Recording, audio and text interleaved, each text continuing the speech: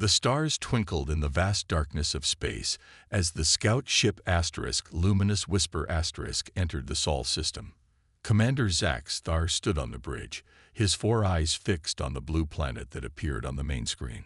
"Interesting," he said, his voice low and raspy. The reports were correct. This species has advanced quite rapidly. Lieutenant Vex moved to his side. "Should we be concerned, Commander?" Zack Star nodded slowly. "Perhaps. These humans have gone from primitive flight to space exploration in less than 200 cycles. Most species take at least 500. The scout ship stayed hidden behind the moon, watching and recording. They saw cities that covered vast areas, spacecraft that moved between planets, and weapons that could destroy entire regions." Zack Star felt uneasy. "Record everything," he ordered. "The Council must know what we're dealing with." Back on Earth, Frank Miller looked through his telescope at the night sky. The NASA astronaut had just returned from a mission to the International Space Station. Something didn't feel right tonight. "See anything interesting?" asked Laura Bennett, as she brought him coffee. Dr. Bennett was Earth's leading expert on the possibility of alien life. "Not sure," Frank replied. "Just a feeling. Like we're being watched." Laura smiled. "Your instincts have been right before." At the United Earth Defense Force headquarters, Admiral Samantha Wright studied the unusual readings from their deep space sensors near Jupiter. "Could be a malfunction," said her second-in-command. "Or it could be first contact," Wright replied. "Put all stations on alert." Quietly. 2 weeks later, Commander Zack Star stood before the Imperial Council on the planet Zenithia, center of the galactic hegemony. 12 ancient beings from different species looked down at him from their high seats. "These humans," Zack Star explained, "are dangerous. They fight constantly among themselves yet unite against outside threats. They advance quickly. They adapt. They survive conditions that would kill most species." Admiral Krell, the military leader of the Council, laughed. "They have not even properly settled their own solar system. How dangerous can they be?" Zack Star showed videos of human wars, human inventions, human determination. They went from primitive flight to landing on their moon in less than 70 years. They survived multiple near-extinction events. They create art about fighting aliens and winning. The council members whispered among themselves. Finally, the head counselor spoke. "What do you suggest, Commander? Either bring them into the hegemony immediately, or contain them completely. If we wait and watch, we may not like what they become." Admiral Krell stood up. "Nonsense. We have standard procedures. They are clearly a level 3 pre-integration species. We observe for 50 cycles, then decide." The council voted. Krell's view won by a narrow margin. "Very well," said the head counselor. "Humans will be classified as level 3. We will observe but not contact them for 50 cycles." Zack Star's skin darkened with frustration. "Counselors, I must object. 50 cycles is too long. Their development is too rapid." "The council has decided," Krell said with finality. "Your warning has been noted, Commander. You are dismissed." As Zack Star left the chamber, he heard Krell laughing with other council members. "These primitive humans," Krell was saying, "still fighting with projectile weapons and burning fossil fuels. What could possibly go wrong in 50 cycles?" Back on Earth, Frank Miller's telescope had caught something. A brief flash near Jupiter that shouldn't be there. He sent the data to Laura. Within hours, Admiral Wright was looking at the same images. "Something's out there," she said, "and they're watching us." She made a decision. Project Sentinel gets full funding starting today. If someone's looking at us, we should be ready when they decide to say hello. In orbit around Zenithia, Commander Zack Star made a private log entry. "The Empire has ignored my warnings about humans. I fear that by the time they realize their mistake, it will be too late." He didn't know how right he would be. 5 years passed quickly. While the galactic hegemony reduced their observation of Earth, humans made huge steps forward. The brief glimpses they had caught of alien ships changed everything. Jack Porter couldn't sleep again. The engineer spent his nights studying the strange energy readings that NASA had recorded near Jupiter. During the day, he worked at the Lunar Development Corporation, building the first permanent moon base. At night, he tried to understand what he had seen in those readings. "Jack, come to bed," his wife Olivia called from the bedroom.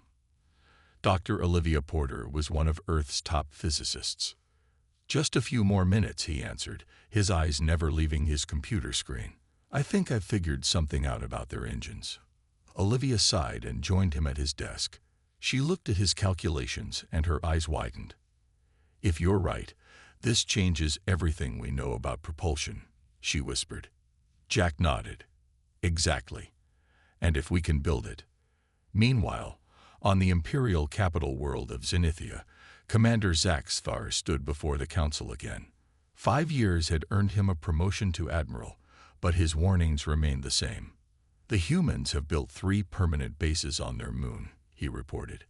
"They have sent new probes to all planets in their system. Their technological growth rate has increased by 40%. Admiral Krell waved a dismissive hand. "All normal for a developing species with their first taste of space travel." "No," Zaxthar insisted. "They've advanced more in 5 years than the Loraxians did in 50. Their adaptive capacity is unlike anything we've seen." The head counselor looked bored. "Admiral Zaxthar, we have more pressing concerns. The Saurian Collective is pushing at our borders again. We need to reduce observation missions to non-critical species." "Humans are not non-critical," Zaxthar argued, but the decision was already made. The Council reduced observation of Earth from 5 ships to just 1. A single scout vessel would check on Earth once every 6 months. Zaxthar was not given command of this mission. The hegemony's mistake happened 3 months later. Scout Ship * Silent Observer * approached Earth's moon to perform its routine check. Captain Yex was new to the job and flew closer than the normal safe distance. As the ship passed the dark side of the moon, its main drive suddenly failed. Warning lights flashed across the ship's control panels. "Emergency power only," shouted the engineer. "The core is unstable." Captain Yex tried to stabilize their orbit, but it was too late. The ship began to fall toward Earth, trailing smoke and debris. "Send emergency signal to the fleet," Yex ordered as they entered Earth's atmosphere. On Earth, hundreds of people saw the burning object falling from the sky. It crashed in the Nevada desert with a thunderous boom that was heard for miles. Within 1 hour, United Earth Defense Force vehicles surrounded the crash site. Admiral Wright stood before the damaged alien ship, hardly believing her eyes. "Secure the area," she ordered. "No one in or out without my approval. And get our best scientists here immediately." Inside the crashed ship, 2 alien crew members were still alive. They watched in fear as humans in protective suits entered their vessel. Laura Bennett was the first human to make direct contact with an alien. She removed her helmet to show her face, trying to appear friendly. "We won't hurt you," she said, though she knew they couldn't understand her. "We want to help." The hegemony's retrieval team arrived 3 days later, but it was far too late. The ship and its crew had vanished from the crash site, taken to a secret facility deep underground. There, Jack and Olivia Porter got their first look at real alien technology. Their eyes filled with wonder as they walked around the damaged ship. "We could learn so much from this," Jack whispered. Olivia was already taking readings with her instruments. "Their power source is amazing. It's like nothing we've ever seen." Admiral Wright watched them work. "How long before we can use what we learn here?" Jack looked at her. "With enough resources. 5 years, maybe less." Wright nodded. "You'll have everything you need. The President has made this our top priority." Across the galaxy, Admiral Zaxthar received news of the lost scout ship. His skin turned pale with worry. "Has the retrieval team found anything?" he asked. "No, Admiral," his aide replied. The ship and crew are simply gone. Zaxthar closed his eyes. Then it has begun. The hegemony has made its first major mistake. 10 years after first contact, Earth looked very different. Cities now had strange new towers that produced clean energy. Cars flew above the ground. And in orbit, hundreds of new ships moved between Earth, the Moon, and Mars. Jack Porter watched the newest ship, the Defiance take its first flight from the massive shipyard orbiting Earth. As chief engineer for the United Earth Fleet, he had designed much of its systems. "Beautiful, isn't it?" said Captain Ryan Brooks, who stood beside him at the viewing window. The tall, broad-shouldered man would command the Defiance on its first mission. 10 years ago, we could barely reach Mars, Jack said. Now look at her, fastest ship we've ever built, and the first real warship. The Defiance was huge, almost half a mile long. Its smooth metal hull glowed slightly blue from the energy shields that protected it. Weapon systems lined its sides, hidden behind sliding panels. On the other side of the shipyard, Dr. Alice Winters led her team in studying the aliens they had captured years ago. The aliens, called Zenithians, had eventually learned to communicate with humans. They shared information about their empire and its technology, though not always willingly. The regeneration rate of their tissue is fascinating. Alice told her assistant as they examined cell samples. If we could adapt this to human biology. Her work had already led to new medicines that could heal wounds in hours instead of days. Human lives were now longer and healthier than ever before. In her office at United Earth Defense Headquarters, Admiral Samantha Wright reviewed the latest intelligence reports. Earth now had spy drones throughout the solar system, watching for any sign of the aliens returning. "Admiral," her assistant said, entering the room quickly. "Multiple ships just appeared near Neptune. Big ones." Wright's face showed no fear, only determination. "So they've finally come back. Alert all fleet commanders. Prepare defense pattern Alpha."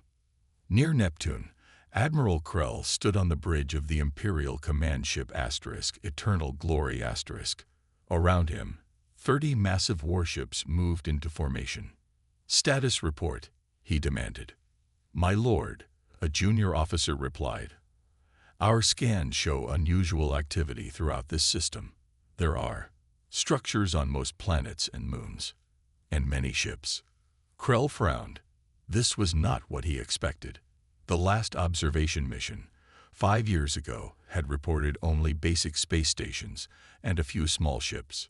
"Show me," he ordered. The main screen displayed images of human bases on Mars, mining operations on asteroids, and multiple shipyards in Earth orbit. Krell's 4 eyes widened in shock. "Impossible," he whispered. "They couldn't have advanced this much." His second-in-command spoke quietly.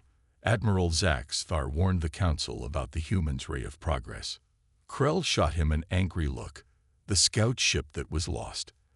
They must have recovered it." "What are your orders, Admiral?"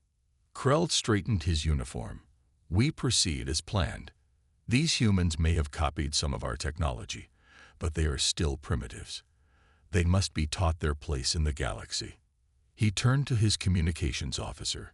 "Send a message to Earth.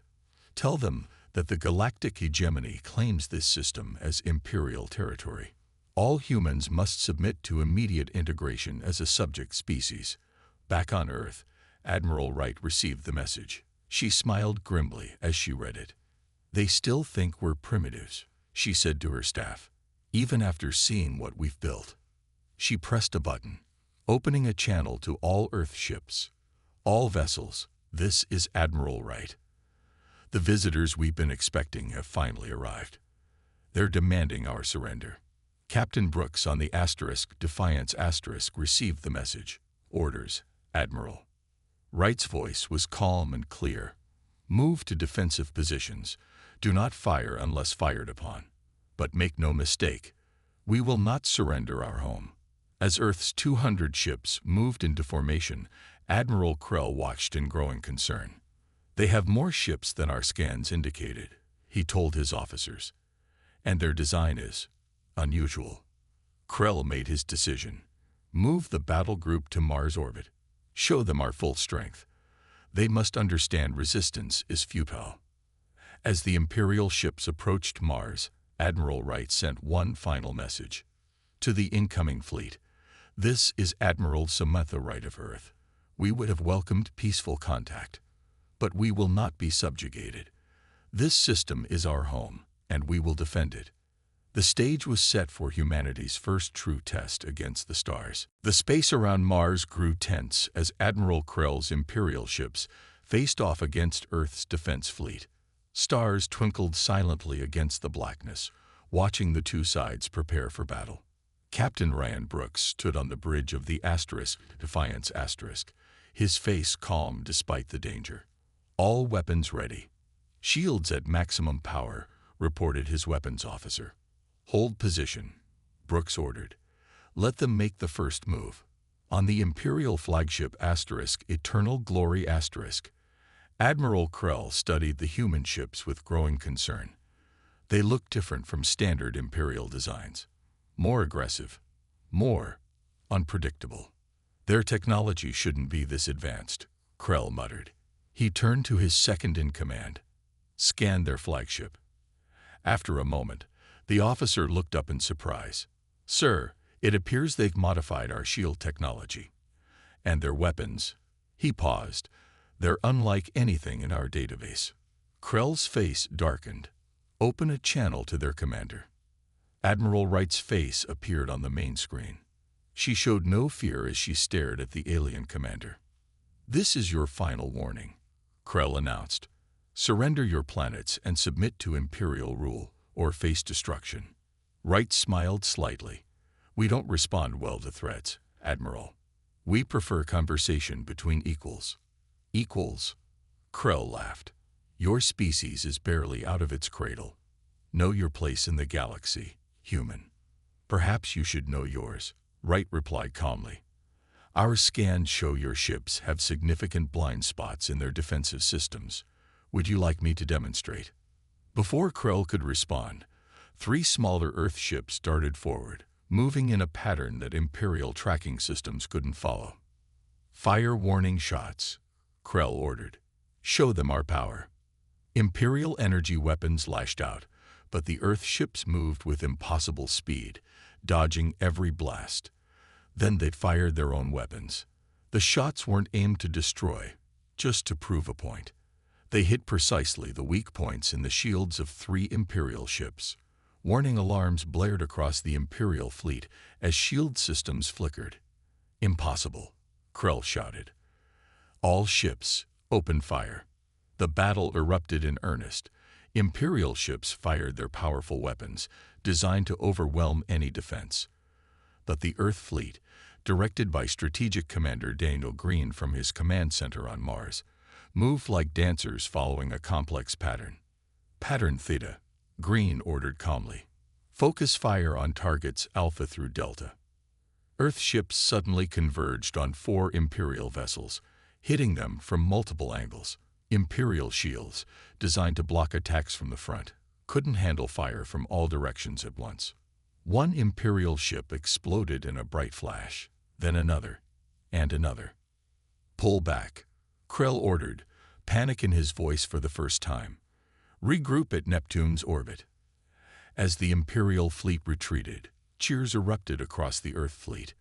But Admiral Wright remained serious. This was just the first round, she told her captains. They'll be back with more ships. We need to prepare. On Earth, Chief Engineer William Howard worked day and night on a new shield system. By combining Imperial technology with human creativity, he developed something revolutionary. The aliens design everything to be perfect, he explained to Admiral Wright. But sometimes imperfect is better. Our new shields purposely fluctuate in strength, making them harder to break through. Wright nodded. How soon can we install them on all ships? 2 weeks, Howard promised. Near Neptune, Admiral Krell sent an urgent message to the Imperial Council. The humans have somehow adapted our own technology against us, he reported. They fight with a ferocity I've never witnessed. Request immediate reinforcements. The Council quickly approved his request. Soon hundreds more Imperial ships would arrive. What they didn't know was that Earth had prepared for this moment for years. In underground factories across the planet, thousands of new weapons were being built, and in secret labs, scientists were putting final touches on technologies the Empire had never imagined. As both sides prepared for the next battle, a new ship arrived in the solar system. Admiral Zax Thar had come, sent by the Council as a special envoy. He requested meetings with both sides. To the humans, he brought a warning. You don't understand what you're facing. To Admiral Krell, his message was similar but more ominous. You don't understand whom you're facing. The solar standoff had just begun. Imperial reinforcements poured into the solar system over the next month. Over 200 ships joined Admiral Krell's fleet, making it the largest Imperial force assembled in 50 years. Now we will crush these humans once and for all, Krell told his commanders as they gathered on the asterisk Eternal Glory asterisk. They caught us by surprise before, but now we are ready. The Imperial plan was simple: overwhelm Earth's defenses with sheer numbers. The massive fleet moved slowly toward Mars, where they expected to meet Earth's ships again. But Earth had a surprise waiting. In a secret facility beneath the Pacific Ocean, Dr. Nicole Blackwood made final adjustments to her greatest invention. The jump drive was unlike anything humans or aliens had created before. Standard Imperial ships need to travel through normal space, she explained to Admiral Wright and President Karen Foster. They can move faster than light, but they still follow certain paths. Our jump drive doesn't. President Foster looked impressed. Can all our ships use this technology? We've already installed it on 3 battle groups. Admiral Wright answered. 25 ships total. When do we use it? Asked the President. Wright smiled. They expect us to defend. They won't expect us to attack their territory. While the Imperial fleet approached Mars, expecting another battle, Captain Steve Rodriguez and his battle group prepared for a very different mission on the other side of Earth. All ships report ready, Captain, his first officer said. Rodriguez nodded. Begin jump countdown. Remember, we'll be the first humans to leave our solar system. Let's make it count. The jump drives powered up on all 5 ships. Space itself seemed to bend around them. Then, in a flash of blue light, they vanished. At the same moment, 2 other battle groups jumped from hidden bases on the Moon and Mars. None of the Imperial scanners detected their departure. The first human battle group reappeared near a star called Proxima Centauri, the closest star to Earth's sun. There, on the 4th planet, the Empire had built a forward base to support their operations in the solar system. They don't see us yet, Rodriguez said as his ships approached the planet. Weapons ready. Remember, we want to capture the base intact. The Imperial base never knew what hit them. Earth ships appeared suddenly in orbit, disabled the few defenders, and landed troops before any distress signal could be sent. Major Greg Wilson led the ground forces that stormed the base. Secure the command center and the data systems, he ordered as his soldiers moved through the alien structure. Within 1 hour, the base was under human control. And more importantly, they had access to the Imperial data network. Download everything, Rodriguez ordered. Star charts, fleet positions, communication codes, everything. As humans secured their first foothold beyond the solar system, the other 2 battle groups hid Imperial supply depots and communication relays in nearby star systems. Back in the solar system, Admiral Krell was confused by the lack of Earth ships near Mars. Where are they hiding? He demanded. Then the reports started coming in. An Imperial base captured. Supply ships destroyed. Communication systems disrupted. Impossible, Krell shouted when he heard the news. They can't have jump technology. They can't be attacking our territory. But they were. And worse was coming. On Earth, President Foster addressed the United Nations. All around the world, people watched her speech on screens. Citizens of Earth, she said, her voice strong and clear. Today marks a new chapter in human history. We have taken the fight to those who would enslave us. We never wanted this war, but we will end it. Humanity will not merely survive. We will ensure no species can ever threaten our freedom again. The room erupted in applause. Across the planet, people cheered. In his private quarters, Admiral Sci-Fi watched the speech with growing concern. The humans were moving faster than even he had predicted. They weren't just defending. They were taking the offensive in a way the Empire had never seen before. He sent an urgent message to the Imperial Council. The humans have jumped technology. They are attacking Imperial territory. This is no longer a simple integration mission. This is a war we might not win. The Council responded with one simple order to Admiral Krell: crush Earth at all costs. What they didn't realize was that Earth was no longer just fighting for survival. They were fighting to reshape the galaxy. Within 3 months, the war had spread across 50 star systems. What began as a conflict between humans and the hegemony had grown into something much larger and more dangerous for the Empire.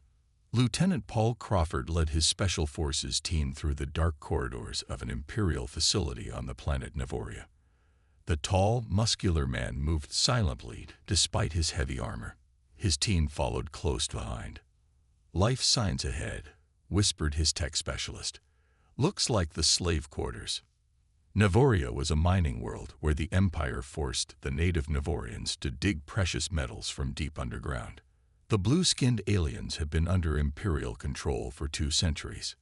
"Remember," Crawford told his team, "we're here to free them, not just kill Imperials." They breached the door and found hundreds of Nevorians chained to the walls. The aliens looked up in fear, then surprise, as humans entered instead of their Imperial masters. "We're from Earth," Crawford said, using the universal translator developed from the captured Imperial ship. "We're here to free you." As his team broke the chains, an older Nevorian approached Crawford. "Why would you help us? What do you want in return?" "Right now, we just want to hurt the Empire," Crawford answered honestly. "But we could use friends." The Nevorian nodded slowly. "Free my people, and you will have more than friends." The Nevorians build the finest chips in 3 sectors.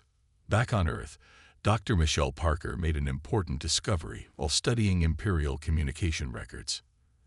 "They're not the only ones fighting the Empire," she explained to Admiral Wright. "There are resistance movements on at least 12 worlds.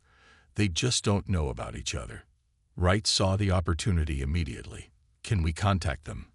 Coordinate their efforts?" "Better," Parker replied with a smile. "We can connect them. Create a network of resistance across Imperial space." Thus, the Liberty Network was born.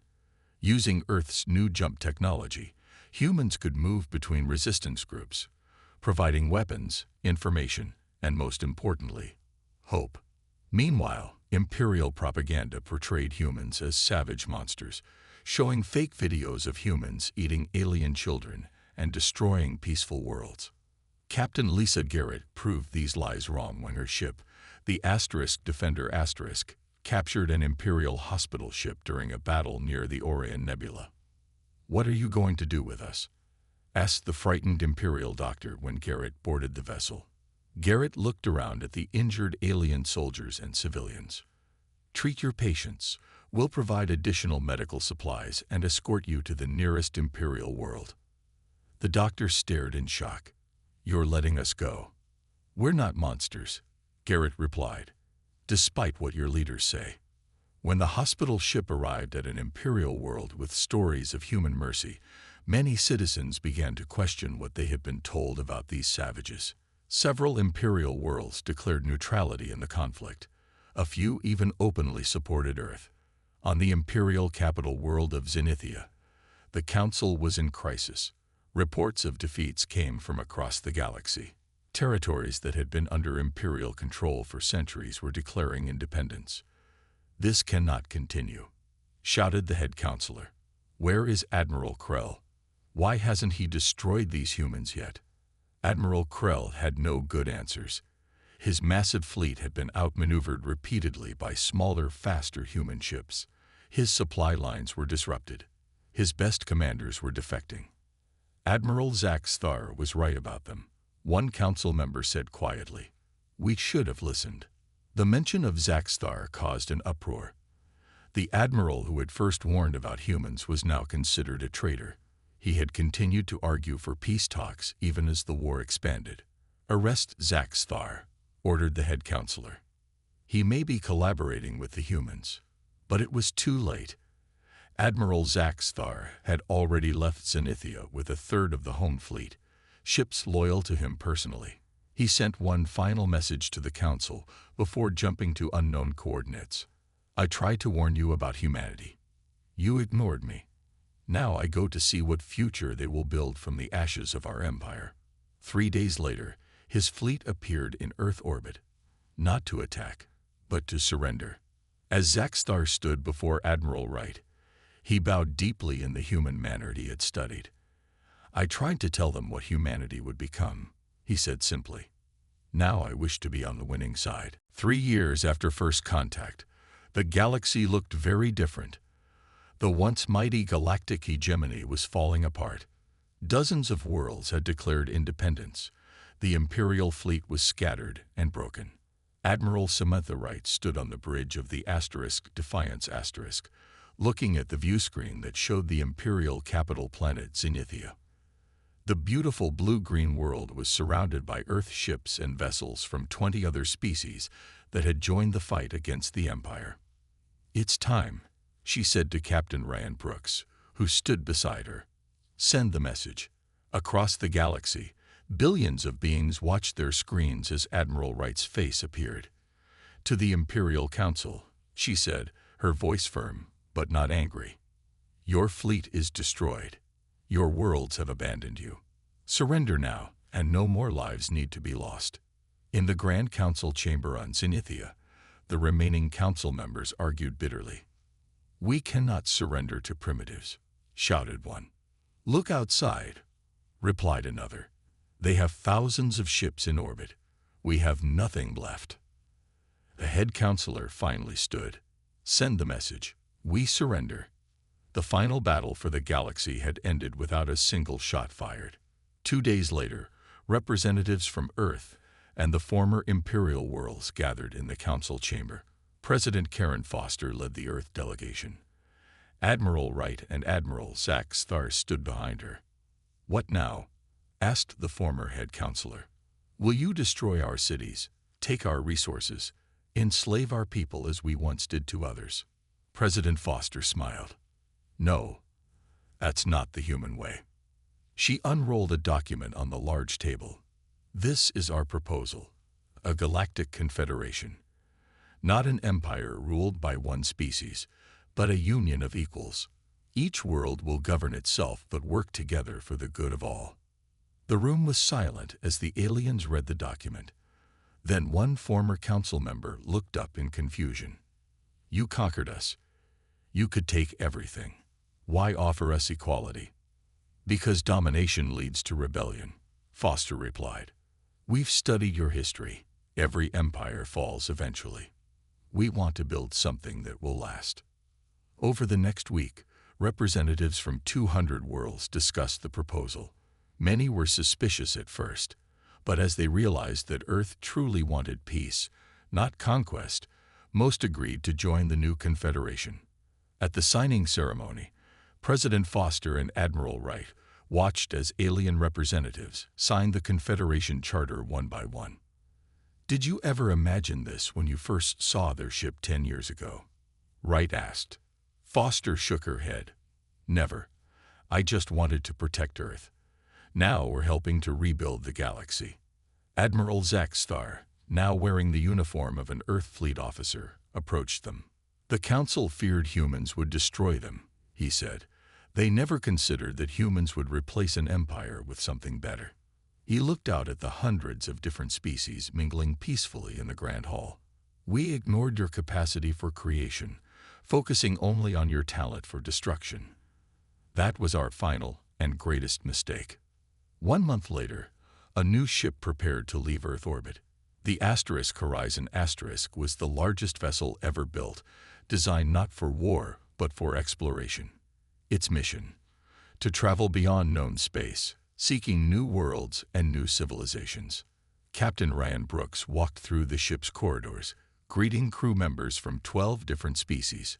Humans worked side by side with former enemies, now united in curiosity about what lay beyond. On the bridge, Brooks settled into the captain's chair. "All systems ready, Captain," reported his first officer, a Navorian named Kilax. "Set course for the Andromeda Galaxy," Brooks ordered. "Maximum jump." As the Horizon prepared to jump, Brooks thought about the journey that had brought humanity from a single planet to leaders of a galactic union in just a few years. "The Empire ignored warnings about humans," he said quietly. "Now the stars themselves are our home." The Horizon jumped, vanishing in a flash of blue light. Humanity's next great adventure had begun. Behind them, the new Galactic Confederation took its first uncertain steps. The road ahead would not be easy. Old hatreds and fears would not disappear overnight. But for the first time in 10,000 years, the galaxy had something it had never truly known before: hope. All because an empire had ignored warnings about a species from a small blue planet at the edge of an ordinary galaxy, until it was too late. The end.